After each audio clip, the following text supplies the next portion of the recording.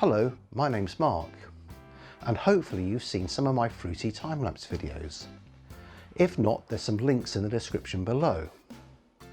In this episode, I'm going to give a basic outline on how I shoot my time-lapse videos. If there's enough interest, I'll go into editing into a future video. I'm lucky enough to have my own photography studio. It has no natural light, and that's quite important when shooting this type of video.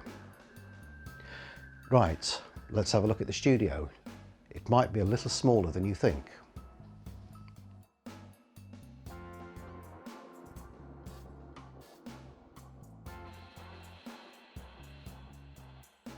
I shoot with mainly black backgrounds.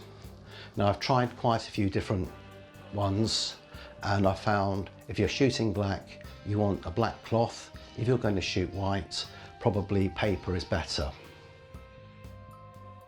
Now most of the time lapses, they take around 2 weeks to complete, so batteries are out of the question. You'll need a mains adapter and of course a timer. Both of these items can be bought from Nikon or Canon at around £150 each. Cheapskates might try eBay, where you can buy Chinese copies for around £15 each, and they do exactly the same job. Now I've often been asked, why do I use 3 cameras? Well, the real answer is I haven't got room for 4. By using 3 cameras, you can make a much more interesting video. And if one camera goes down because a battery's gone flat in the timer, you've forgotten to empty a memory card, you've still got a couple of cameras left and you can still finish your video. You can still make great time-lapse videos like this with 1 camera, but it's just a little bit more interesting with 3. Whilst this does tie up quite a lot of equipment, I use older cameras. One of them is a 20D. I picked it up for about £50–60.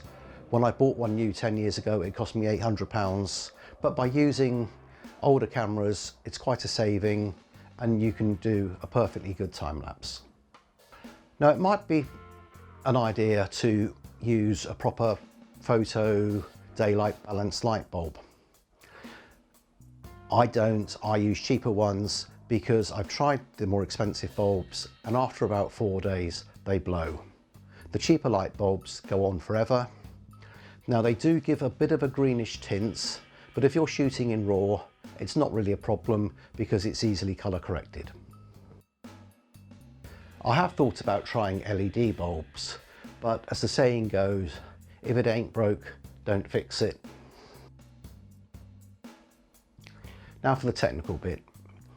I take 1 shot every 15 minutes, usually on about f8, f11.